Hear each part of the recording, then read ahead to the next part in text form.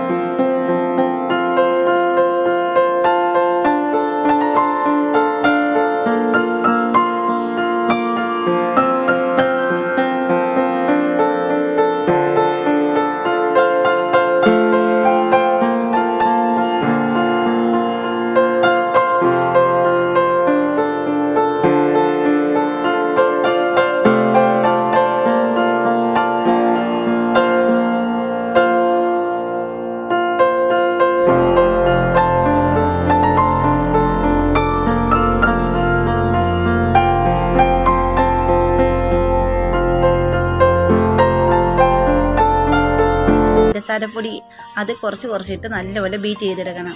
എന്നിട്ട് നമുക്ക് ഡ്രൈ ഇൻഗ്രീഡിയൻസുകൾ ഇട്ട് കൊടുക്കാം. കുറച്ച് ഇട്ട് കൊടുത്തിട്ട് നമ്മുടെ വിസ്ക് ഒന്നും വേണ്ട, നമ്മുടെ ഈ ബീറ്ററും കൊണ്ട് ഈ ഷീറ്റിൽ കേക്ക് പാക്ക് ചെയ്യാൻ എളുപ്പമാണ്. നമുക്ക് ഷീറ്റിൻ്റെ അറ്റം മുതൽ അടുക്കി പിടിച്ചിട്ട് നമുക്ക് റിബണും കൊണ്ട് കെട്ടി വെച്ചാൽ മതിയേ.